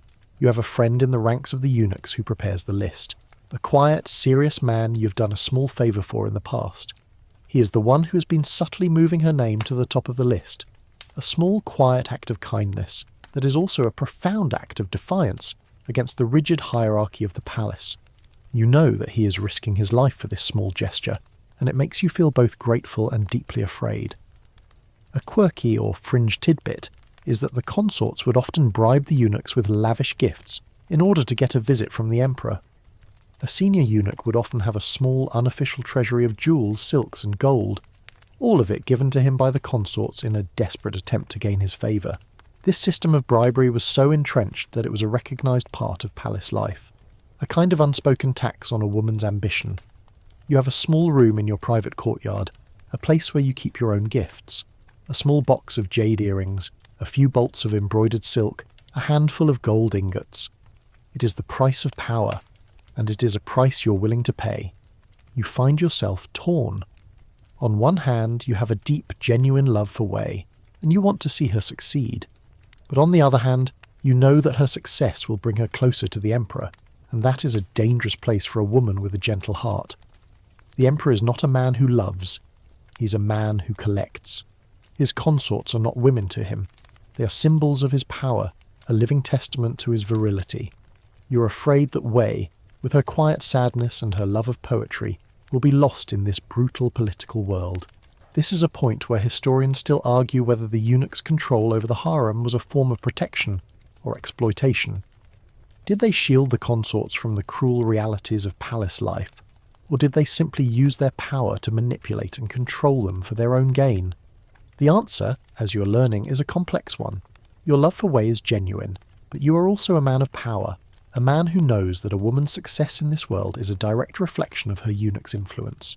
You are a protector, but you're also a player, a ghost who is using his power to change the course of a woman's life. You spend a quiet evening in your courtyard with Jun and Ming. You do not tell them about Wei, for that is a secret you must keep even from your closest friends.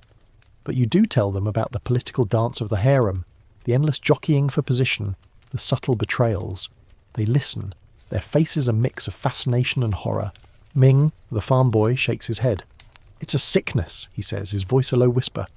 "All that power, and for what? For a man who doesn't even see you?" You nod. He's right. The consorts are ghosts, and you, their keepers, are also ghosts. You're all living a life that is not truly your own. You're walking through the palace gardens one day when you see Wei. She's a vision in a silk robe, her face serene, but you see the subtle lines of tension around her eyes. She's a consort now, a woman of power and influence, but she's still a girl with a gentle heart. She sees you, and her face breaks into a small secret smile. "Thank you," she whispers, her voice a low murmur, "for everything." You nod, and you walk away, your heart a mixture of pride and sorrow. You have given her a chance at a better life, but you have also pushed her closer to a world that will consume her. You are a eunuch, a man who is not a man, a shadow who can change the course of history, but you are also a man who is in love with a ghost, a woman who is a prisoner in a gilded cage. You have given her a small taste of power, but you know that in this world, power is a poison. a beautiful, deadly poison that will consume her, just as it is slowly consuming you. The palace is a chessboard, and you are a pawn who has, against all odds, managed to advance to the centre of the board. Your proximity to the Emperor and your influence within the harem have made you a player in a game with no rules, a game where the winner takes all and the loser loses everything. You have a new enemy now, a powerful and ruthless one, the Empress Dowager. She's a woman of immense authority, a matriarch who has held the real power of the court for decades. She sees your growing influence and your quiet bond with Lady Wei as a direct threat to her authority. The Empress Dowager has a favourite of her own, a new consort from a powerful noble family, a girl named Lady Li. Lady Li is a ruthless and ambitious girl who sees Lady Wei as a rival for the Emperor's affection. The Empress Dowager is using Lady Li as a pawn in her own game, a way to consolidate her power and to ensure that the future Emperor is a puppet she can control. A mainstream historical fact is that the Empress Dowager often held the real power in the imperial court, and she would use her influence to control the Emperor and his harem. She would manipulate the consorts, play one against another, and use her eunuchs and her loyal ministers to ensure that her will was done. You are now in a direct conflict with this woman, a ghost against a dragon. The first move in this game is a subtle one. You find that the supplies of silk and jade for Lady Wei's chambers are delayed. Her meals are served cold, and her staff is constantly being reassigned to other consorts. These are small acts of sabotage, but they are a clear message from the Empress Dowager. You are on her radar, and she's watching you. You try to fix these problems, using your influence to get the supplies back on track, but you find that your authority is being quietly, subtly undermined by the Empress Dowager's own staff of eunuchs, men who are loyal to her and her alone. A quirky or fringe tidbit is that the eunuchs and the consorts often formed a kind of silent intelligence network, a web of spies and informants who would report on the activities of the Empress Dowager and her cronies. They would use a system of secret codes and signals to pass on information, a language of gestures and whispers that was invisible to the outside world. You, with your network of friends and allies, are a part of this network. You hear the whispers, the rumours of the Empress Dowager's plans, her ruthless ambition, her quiet fury. You know that she is planning something big, something that will change the course of the dynasty. You're walking through the palace gardens one day when you see Lady Li. She's a beautiful girl, but her eyes are cold and calculating. She gives you a small, condescending smile. "You would do well to remember your place, little eunuch," she says, her voice a low murmur. "A man who serves two masters is a man who serves none." You say nothing, just bow your head and walk away, but you feel a sense of dread. She's not just a rival, she's a weapon. A beautiful, deadly weapon that the Empress Dowager is using against you and Wei. This is a point where historians still argue whether the political intrigue of the imperial court was a natural consequence of the system or a sign of its deep-seated corruption. Was the court a place where people were forced to lie and scheme in order to survive? Or was it a place that attracted the worst kind of people, the ones who were willing to do anything for power? The answer, as you are learning, is likely a mixture of both.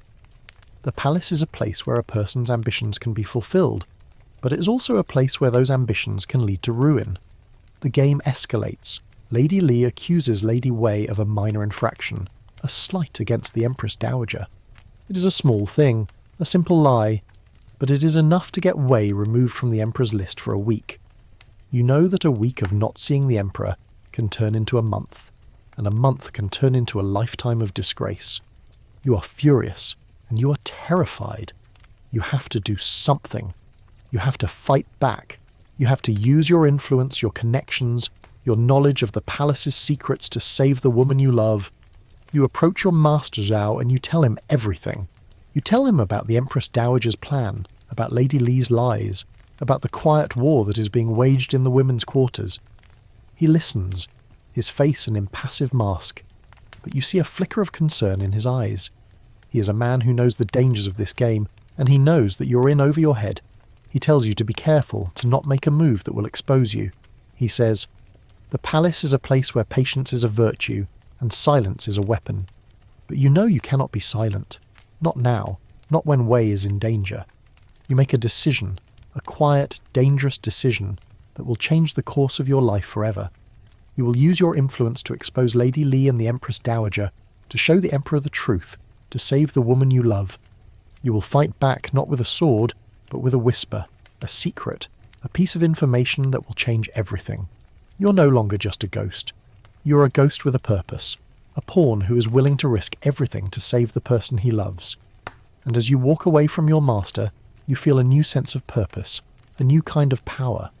You're not just a eunuch, you are a hero. And in this world, a hero is a man who is willing to die for the person he loves. You have made your choice. You will not stand by and watch as the woman you love is destroyed by the ruthless ambition of the Empress Dowager. You are a ghost, but you have a voice, and you will use it.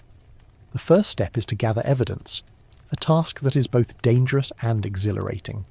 You use your network of allies and spies, the quiet, silent eunuchs who owe you a favour or share your disdain for the Empress Dowager. You learn that Lady Lee's family, a powerful noble house, has been secretly amassing wealth and power in a distant province, far beyond what is allowed by the Emperor's laws. You learn that they have been bribing officials, hoarding grain, and even raising their own private army. These are not just rumours. They are facts, undeniable truths that you have uncovered with the help of your network. A mainstream historical fact is that the eunuchs, with their immense power and access to information, were often the first to uncover plots against the Emperor. They would use their unique position to spy on ministers and generals, to intercept messages, and to gather intelligence that would be impossible for anyone else to obtain. They were the Emperor's secret police, his unseen eyes and ears, and they were the keepers of the most dangerous and valuable secrets in the Empire. You, a man who once swept floors, are now a part of this ancient and powerful tradition. You have a secret weapon of your own, your mastery of calligraphy. You use your skills to create a beautiful handwritten report detailing every single one of the crimes of Lady Lee's family. The report is filled with dates, names, and places, all of it meticulously researched and verified. You do not sign it, of course. A eunuch does not leave a trail. You simply deliver it to your master, Zhao, who in turn will deliver it to the Emperor. You know that this is a risk. If your report is discovered, if your hand is revealed, you will be branded as a traitor, a spy who has betrayed the trust of the Empress Dowager. But you also know that if you do nothing, Wei will be lost forever. A quirky or fringe tidbit is that the eunuchs would often use a system of invisible ink, made from rice water or a similar substance, to send secret messages to the Emperor. The message would be written on a seemingly blank piece of paper, and would only become visible when the paper was held over a flame. This system of secret communication was a way for the eunuchs to bypass the ministers and the Empress Dowager, and deliver information directly to the Emperor, a direct line of communication that was impossible to sever. You did not use invisible ink for your report, but you have a friend in the ranks who tells you about this system, a small, quiet detail that speaks volumes about the level of political intrigue in the palace. The report is a bombshell. It details a plot of immense scale, a plot that could have led to a civil war and the downfall of the dynasty. The Emperor, a man who is tired of the endless political manoeuvring of his ministers, is furious. He orders an immediate investigation, and within days Lady Lee's family is disgraced. Their assets are seized, their private army is disbanded, and they are stripped of their titles and banished from the capital. Lady Lee, a beautiful and ambitious girl, is sent to a quiet convent in a distant province. Her political career over before it even began. You have won. You have saved Wei, and you have, for a moment, changed the course of the dynasty. This is a point where historians still argue whether the eunuch's influence was a form of political corruption or a necessary check on the power of the noble families. Did they act as a stabilising force, a way to prevent the dynasty from being overthrown by ambitious ministers, or did they simply replace one form of corruption with another? The answer, as you are learning, is a complex one. You have just saved the dynasty from a civil war, but you have also solidified your own power, and you have made a powerful enemy in the Empress Dowager. You have traded one set of dangers for another. You see Wei in the palace gardens one day. She is a vision, her face serene and beautiful. She looks at you with a mix of gratitude and awe, a look that says, "I know what you did." You say nothing, just bow your head and walk away. The secret of what you have done is a secret you must keep forever. It is the weight of your new power, the burden of your new life. You are a man with secrets, and those secrets are a heavy weight to carry. You have saved a life, but you have also put your own life in danger. You are walking through the palace at night, the moon a pale lantern in the sky. You feel a hand on your shoulder. It is your master, Zhao. He looks at you with a mix of pride and concern. "You're a man of immense talent," he says, his voice a low whisper. "But power is a dangerous game. It can consume you." You nod. You know he is right. You have a new kind of power now, the power of a man with a secret, and that power is a heavy, heavy weight. You have saved the dynasty from a civil war, but you have also created a new kind of enemy, a new kind of danger. And you know, with a chilling certainty, that this is just the beginning. The Emperor is a man who is growing old. His face is a roadmap of 1,000 decisions, 1,000 sleepless nights. His eyes, once tired, now hold a profound weariness, a sense of a life lived and a dynasty that is nearing its end.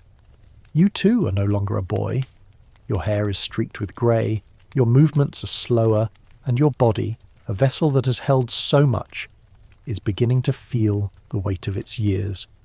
You're a senior eunuch now, a man of immense power, a keeper of secrets who has outlasted a dozen ministers and a handful of consorts. You have seen the rise and fall of fortunes, the quiet tragedies and the public triumphs. You have seen it all. The palace, once a place of vibrant energy, is beginning to feel like a museum. The halls are quieter, the eunuchs move with a slower, more deliberate pace, and the gardens, once filled with the laughter of consorts, are now silent. The Emperor, once a man who held the entire empire in his hands, now spends his days in quiet contemplation, his only company a few trusted eunuchs, including you. The political intrigue, once a constant humming presence in the air, is now a distant echo. The noble families, weakened by internal conflicts and a series of poor harvests, are no longer a threat. The dynasty, a great sprawling beast, is slowly, quietly, dying. A mainstream historical fact is that the eunuch's power often peaked during the final years of a dynasty. As the emperors grew old and weak, they would come to rely more and more on their loyal eunuchs, the only people they trusted. The eunuchs would step into the power vacuum, managing the affairs of state and acting as the de facto rulers of the empire. This was a time of immense power for the eunuchs, but it was also a time of immense danger.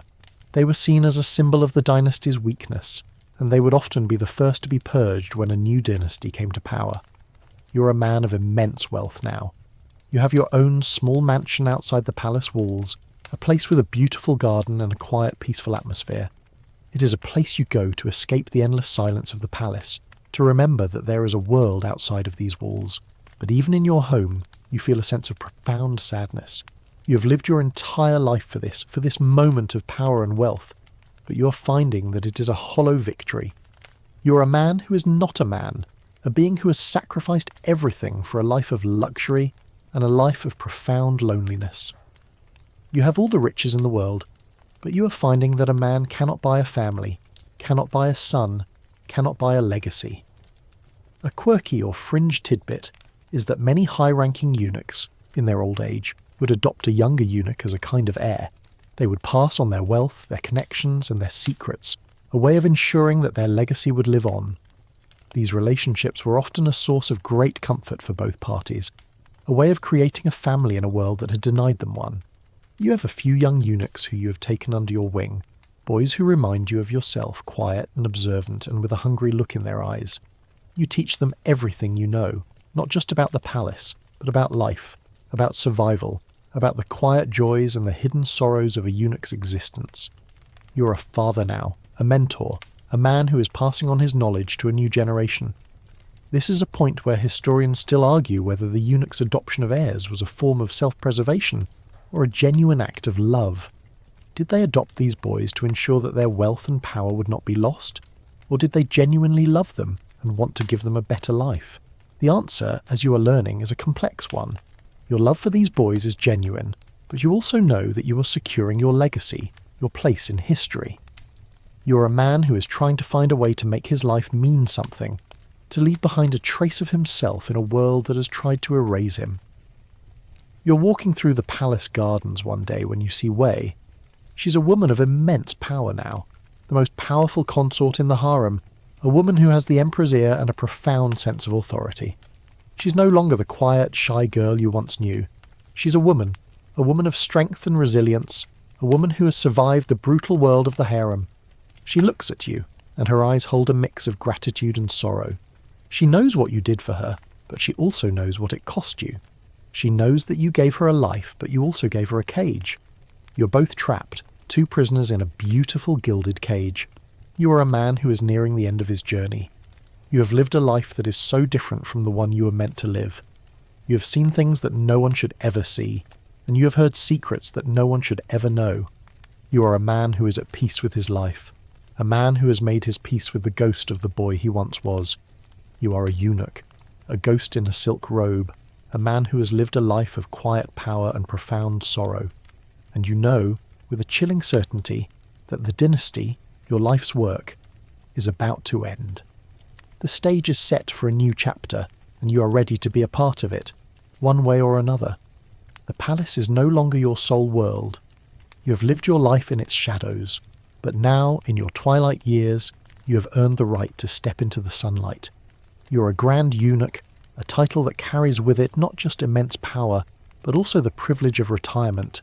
You are allowed to live outside the Forbidden City, a luxury afforded to only the most loyal and distinguished eunuchs.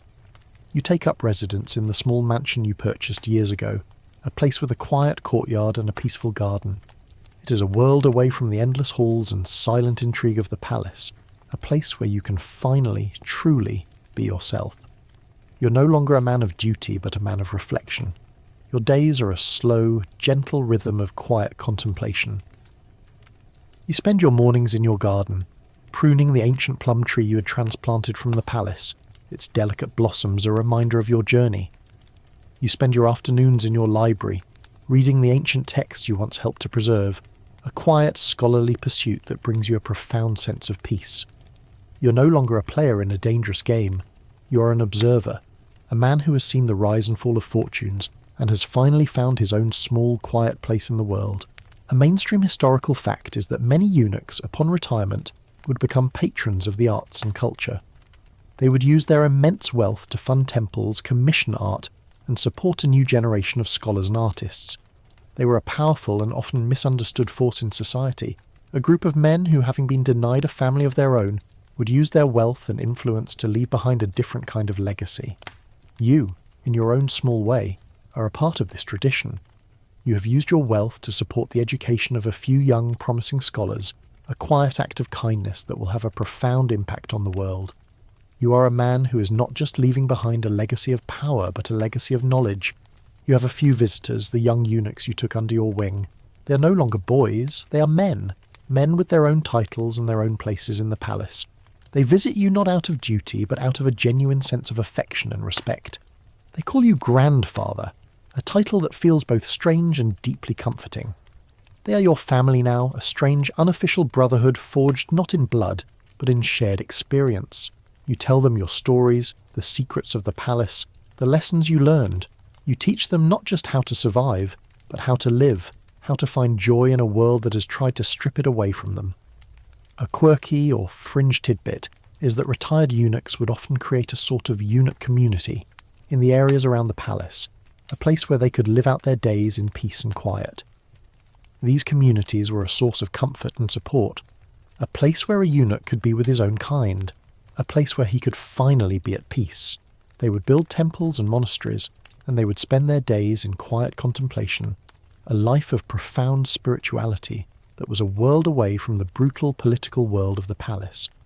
You have a small group of retired eunuchs who visit you regularly, a quiet, peaceful brotherhood that spends its days in quiet reflection and gentle conversation. It is a life that is a world away from the dusty cart and the rough-spun robes of your childhood, a life that is a testament to the resilience of the human spirit. This is a point where historians still argue whether the eunuch's final years were a time of genuine peace and contentment, or a time of profound sadness and regret. Did they truly find peace in their retirement, or were they haunted by the ghosts of their past, the memories of a life that was taken from them? The answer, as you are learning, is a complex one. You have found a profound sense of peace, but you are also a man who is haunted by the past. You are a man who has made his peace with the boy he once was, but you are also a man who has a quiet, gnawing sadness in his heart, a constant reminder of what you have lost. You're sitting in your garden one day when your old friend Jun comes to visit. He is a man of books and poetry still, a man who never quite mastered the art of palace politics. He is retired as well, a man who is at peace with his life. You sit in silence for a long time, just watching the sunlight play on the petals of the plum tree. "We made it," he says, his voice a low whisper. "We survived." You nod. You have survived. A ghost in a silk robe, a man who has lived a life of quiet power and profound sorrow. You are a man who has found a new purpose, a new way of being, a way of giving back to the world that has taken so much from you. You are a man who is no longer just a eunuch, but a patriarch, a mentor, a man who is leaving behind a legacy that will outlast any dynasty. And as you sit there, in your peaceful garden, you know that this is a victory more profound than any title, more lasting than any wealth. You have found your peace, your legacy, your place in the world. The palace is a place of ghosts, and you are one of the oldest among them. The emperor, the man you have served for a lifetime, is a shadow of his former self. He is frail, his voice a whisper, his eyes a distant, hazy memory of 1,000 years of power. The dynasty, a great sprawling beast that has ruled for centuries, is slowly, quietly, dying. You can feel it in the air, a sense of decay and decline, a subtle shift in the winds of fate. The ministers are no longer respectful. They are impatient, hungry for power, and they see the emperor as a relic of a bygone era. A mainstream historical fact is that the last years of a dynasty were often marked by a power struggle between the emperor's eunuchs and the noble families. The eunuchs, who had amassed immense power and wealth, were seen as a symbol of the dynasty's weakness, and they would often become the target of the noble families who would try to seize power for themselves. This was a time of immense political instability, a time when a single mistake could lead to a bloody coup and the end of a 1,000-year-old empire. You, a man who has lived your entire life in the shadows of power, are now at the centre of this final desperate struggle. The whispers have grown louder, and they are no longer just rumours. They are a chorus of dissent, a call for a new emperor, a new dynasty. The ministers are secretly meeting with generals from distant provinces, forging alliances and preparing for a final decisive battle. You, with your network of spies and informants, are the first to know about these plans. You see the subtle, quiet movements, the gathering of armies, the smuggling of weapons, the forging of a new rival court. You are a man who has always been loyal to the emperor, a man who has dedicated his life to serving a dynasty that is now on its deathbed. You have a choice to make. Do you warn the emperor and risk a bloody civil war, or do you remain silent and watch as the dynasty crumbles? A quirky or fringe tidbit is that in the final days of a dynasty, eunuchs would often be the ones to carry the emperor's personal treasures, his most prized possessions, to a place of safety. They were the ones who were trusted with the emperor's most intimate and valuable secrets, the ones who would go down with the ship if necessary. They were the emperor's final line of defence, the ones who would die to protect his honour and his legacy. You have a small, quiet room in your mansion, a room filled with the emperor's most prized possessions, a collection of priceless jade carvings, rare calligraphy scrolls, and a few pieces of jewellery that are a testament to the opulence of the dynasty. You are a man who has been entrusted with the emperor's legacy, a man who will protect it with his life. This is a point where historians still argue whether the eunuch's final loyalty to the emperor was a form of blind devotion or a cynical ploy to ensure their own survival. Did they genuinely love the emperor, or did they simply know that their own fate was tied to his? The answer, as you're learning, is a complex one. Your love for the emperor is genuine, a deep and abiding loyalty that has been forged over a lifetime of service. But you also know that your own fate, and the fate of your young protégé, is tied to the survival of the dynasty. You are a man who is fighting not just for an emperor, but for a way of life, a way of being that is about to disappear forever. You visit the emperor in his chambers, a small, quiet room with a single bed and a few scrolls. He looks at you with tired, hazy eyes. "The end is near, my friend," he says, his voice a low whisper. "I have no regrets." You say nothing, just sit with him, a quiet, reassuring presence in his final days. He's not a god to you anymore. He's just a man who is tired and ready to rest. You hold his hand, a small, fragile hand that has held the fate of an empire in its grasp. He is at peace, and for a moment, you are at peace as well. The end comes swiftly. The ministers, emboldened by the emperor's weakness, storm the palace. There is no blood, no violence, just a quiet, almost soundless surrender. The emperor is placed under house arrest, and a new emperor, a young boy from a distant noble family, is placed on the throne. The dynasty is over. 1,000 years of history gone in a single night. You are a man who has a choice to make. Do you flee and risk being a hunted man, or do you stay and face the consequences? You choose to stay. You're a man of honour, a man who will not abandon his post, even when the ship is sinking. You're stripped of your titles, your wealth, and your power, and you are placed under house arrest, a prisoner in your own home. You're no longer a grand eunuch. You're just a man, a ghost in a silk robe. But you have something they can never take from you. Your honour, your integrity, your memories. You're a man who has lived a life of quiet power and profound sorrow, and you're ready to face the consequences, to face the final act of a life lived in the shadows. And as you sit in your quiet garden, the plum tree in full blossom, you know that this is not the end. It is just the beginning of a new chapter, a final quiet act of a life lived for others. The world outside your mansion is a storm of change. The new dynasty, a ruthless and ambitious force, is purging the remnants of the old. The old ministers are being executed, the noble families are being stripped of their wealth, and the palace, once a place of vibrant energy, is being cleansed. You, a symbol of the old regime, are a ghost in the new one. You are a prisoner in your own home, but you're a free man in your heart. You have your memories, your friends, and your quiet garden, and that is more than most men can ever hope for. You're no longer a man of duty, but a man of contemplation. Your days are a slow, gentle rhythm of quiet reflection. You spend your mornings in your garden, pruning the ancient plum tree, its delicate blossoms a reminder of your journey. You spend your afternoons in your library, reading the ancient texts you once helped to preserve, a quiet, scholarly pursuit that brings you a profound sense of peace. You're no longer a player in a dangerous game. You are an observer, a man who has seen the rise and fall of fortunes and has finally found his own small, quiet place in the world.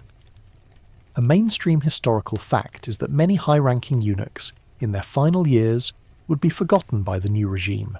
They would be stripped of their power and their wealth, and would live out their days in quiet obscurity, their immense influence a distant memory. This was a form of punishment, a way of erasing them from the pages of history. But for many, it was also a form of peace, a way of finally escaping the brutal political world of the palace. You, a man who has lived your life in the shadows, are now a man who is living a life of quiet peace. You are a man who has been erased from history, but you are also a man who has finally found a kind of freedom. Your few remaining friends visit you in secret. Jun, the man of poetry, and Ming, the farm boy, are both men who have survived the storm. They are older now, their faces lined with the wisdom of a long life. They sit with you in your garden, a quiet, peaceful brotherhood that has outlasted an entire dynasty. You talk about the old days, the quiet laughter in the hidden garden, the stolen moments of peace, the endless intrigue. You're no longer just eunuchs, you are men. Men who have lived a life that is so much more than what they were meant to be. A quirky or fringe tidbit is that many high-ranking eunuchs, in their final years, would spend a great deal of time and money on a ritual known as the burial of the precious. They would retrieve the severed parts they had preserved from their youth, and they would have them buried in a special ceremony, a final act of a man who is trying to find a sense of wholeness in death. This was a way of reclaiming their identity, of going into the afterlife as a complete man. You have a small, quiet box in your library, a box that holds your own precious, a piece of your past that you have carried with you for a lifetime. You know that one day you will bury it, a final act of a life that is coming to a close. This is a point where historians still argue whether the eunuch's final years were a time of genuine peace or a time of profound regret. Did they truly find peace in their retirement, or were they haunted by the ghosts of their past, the memories of a life that was taken from them? The answer, as you are learning, is a complex one. You have found a profound sense of peace, but you are also a man who is haunted by the past. You are a man who has made his peace with the boy he once was, but you are also a man who has a quiet, gnawing sadness in his heart, a constant reminder of what you have lost. You are sitting in your garden one day, the sun a warm blanket on your skin. You feel a sense of peace that you have never felt before. You are a man who has lived a life of quiet power and profound sorrow, and you are finally at peace with it. You are a man who has found a new purpose, a new way of being, a way of giving back to the world that has taken so much from you. You are a man who is no longer just a eunuch, but a patriarch, a mentor, a man who is leaving behind a legacy that will outlast any dynasty. You close your eyes, and you feel a sense of profound serenity. You're not a king or a general. You are a eunuch, a man who has lived in the shadows, but you have lived a life that is so much more than what you were meant to be. You have loved, you have lost, you have grieved, and you have found a way to be whole in a world that has tried to break you. You are a man who has found his peace, his legacy, his place in the world. And as you feel the soft wind on your face, you know that you are finally truly free. The sun is setting, casting a warm, golden glow on your face, and you are ready for the final act of a life that has been a long, quiet journey. The hum of the fan is a steady, gentle rhythm in the darkness. The golden glow of the screen has faded to a soft, comforting dimness. You're no longer in the palace, no longer a ghost in a silk robe. You are here, in your own bed, safe and sound. The journey is over, the story is told, and the ghosts of a long-dead empire have finally, quietly, returned to their slumber. The boy, the eunuch, the grand eunuch, he has found his peace. His story, a tapestry of quiet triumphs and profound sorrows, is now complete. You can let go of the act-dust and the silk, the hushed whispers and the heavy secrets. You can close your eyes and let the world of the palace fade into a distant memory, a soft, sleepy whisper in the quiet of the night. You are home now, and you are safe.